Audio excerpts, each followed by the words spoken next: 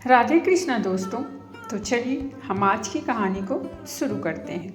हमारी आज कहानी भक्त का निश्चल प्रेम। एक प्राचीन कथा के अनुसार श्री ठाकुर जी के मंदिर के महंत, जो कि प्रभु के बहुत प्रिय भक्त भी थे, अपने कुछ शिष्यों को साथ लेकर दक्षिण में तीर्थ दर्शन करते हुए एक नगर में पहुंचे। संध्या का समय था। मार्ग में बहुत ही रमणीय उपवन देख महंत जी का मन हुआ यही कुछ देर विश्राम कर भोजन प्रसाद बनाकर हरिनाम संकीर्तन किया जाए। संजोग से वह स्थान एक बेश्या का था। बेश्या वही पास के भवन में रहती थी। महंत जी और उनके शिष्यों को इस बात का पता नहीं था कि जिस जगह वह रुके हैं, विश्राम व भोजन प्रसादी कर रहे हैं, वो स्थान एक वेश्या का है। वेश्या भी दूर से अपने भवन से हरि भक्तों की क्रियाओं का आनंद ले रही थी। द्वार पर बहुत सुंदर सुंदर श्वेत वस्त्र धारण किए हुए अपने साथ अपने ठाकुर जी को भी लाए। आज मानो संतों के प्रभाव मात्र से पाप आसक्त उस वेश्या के हृदय में भी प्रभु का प्रेम प्रस्फुटित हो रहा हो। स्वयं को बड़भागी जान उसने संतों को विघ्न न हो ये जानकर तथा अपने बारे में कुछ न बताकर दूर से ही अपने भवन से ठाकुर जी के दर्शनों का आनंद लेती रही। जब सभी संतों का भोजन प्रसाद व संकीर्तन समाप्त हुआ तो अंत में वह वेश्या ने एक थाल में बहुत सारी स्वर्ण मुद्राएं लेकर महंत जी के समक्ष प्रस्तुत हुई और महंत जी को प्रणाम किया। वह बताया कि ये स्थान मेरा ही है, मैं यहाँ की मालकिन हूँ। महंत जी को बड़ी प्रसन्नता हुई ये जानकर और आभार व्यक्त करते हुए उन्होंने भी कहा कि यह बहुत ही रमणीय स्थान है। हमारे ठाकुर जी को भी बड़ा आनंद आया है। यह स्थान संकीर्तन में भी बड़ा मन लगा।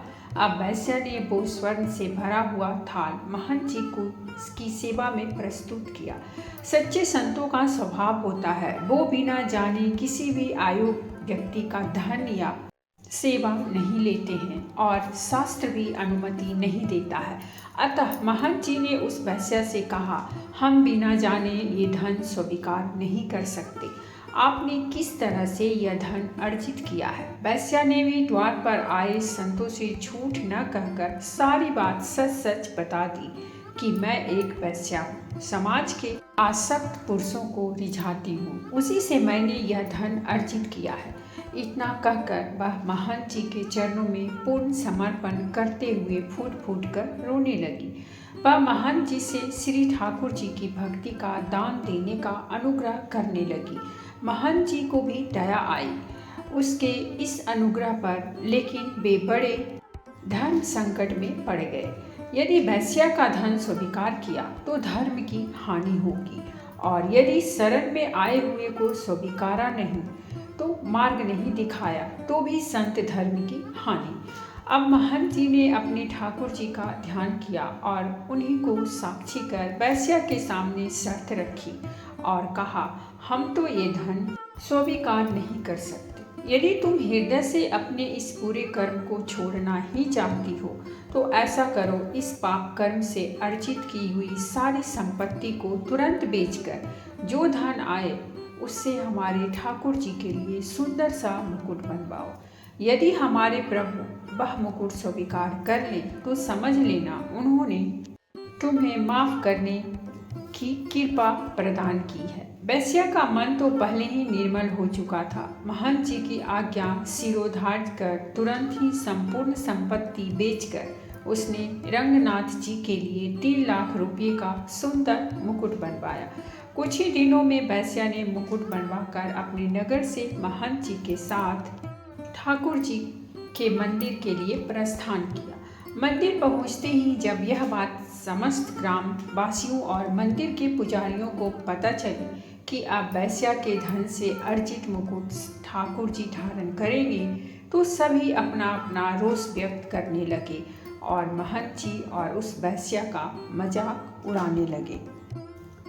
महंत जी सिद्ध पुरुष थे और ठाकुर जी के सर्वविदित प्रेमी भक्त भी थे, तो किसी ने उनका विरोध करने की चेष्टा नहीं की।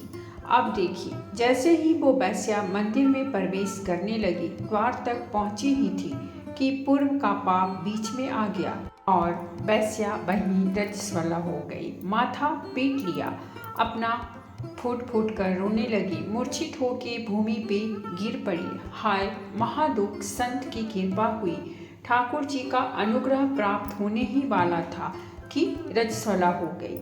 मंदिर में जाने लायक ही न रही। सब लोग हंसी उड़ाने लगे। पुजारी भी महंत जी को कोसने लगे।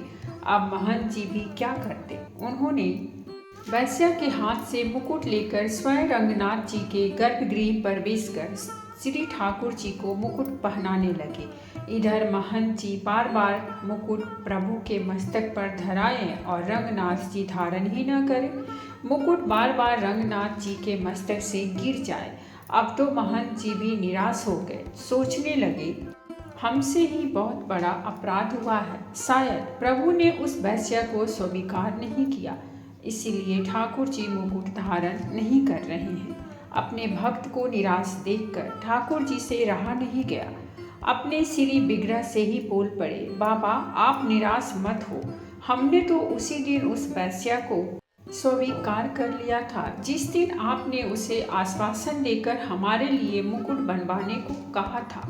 महंत जी बोले, प्रभु जब स्वीकार कर ही नहीं लिया है तो फिर उस बेचारी का लाया हुआ मुकुट धारण क्यों नहीं कर रहे हैं। ठाकुर जी बोले, मुकुट तो हम उसी वेश्या के हाथ से धारण करेंगे। इतने प्रेम से लाई है तो पहनेंगे भी उसी के हाथ से। उसे तो आप बाहर ही छोड़कर आ गए और खुद मुकुट पहना रहे हैं हमें। महंत जी ने कहा, प्रभु जी वो रजस्वला है, वो मंदिर में नहीं प्रवेश कर सकती। अब तो ठाकुर जी जिद करने लगे, इसी समय लाओ हमें, तो हम उसी के हाथ से पहनेंगे मुकुट। मंदिर के समस्त पुजारियों ने प्रभु की ये आज्ञा सुन दांतों तले उंगलियां दबा ली। सब विस्मित हो गए। संपूर्ण मंदिर में हाहाकार मच गया। जिसने सुना वो अचंभित हो गया। ठाकुर जी की आज्ञा को शिरोधार्य कर सैकड़ों लोगों की उपस्थिति में उस वेश्या को सम्मान पूर्वक मंदिर में प्रवेश करवाया गया। अपने हाथों से वेश्या ठाकुर जी को मुकुट धारण कराने लगी। नैनों से अविरल आंसू की धाराएं बह रही थी। कितनी अद्भुत दशा हुई होगी, जरा सोचिए। ठाकुर जी भक्त की इसी दशा का तो आनंद ले रहे थे। ठाकुर जी का श्री विग्रह बहुत बड़ा होने के कारण ऊपर चढ़कर मुकुट पहनाना पड़ता है। भक्त के आश्रय से प्रभु के संपूर्ण मुखारविंद का मानो अभिषेक हो गया। वेश्या के मुख से शब्द नहीं निकल रहे, नयन अविरल आंसू बहा रहे हैं। अवर्णनीय दशा है।